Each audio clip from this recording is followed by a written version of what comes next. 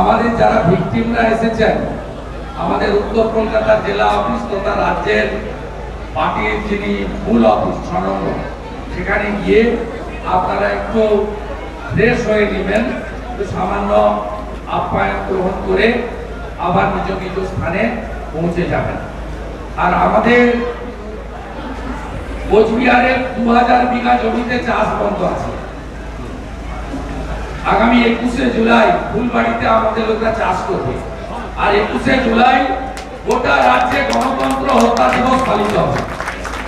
মমতা ব্যানার্জি আর ববির কৃষক পুতুল পুড়াবো পশ্চিমবঙ্গের সব থানার সামনে 21শে জুলাই।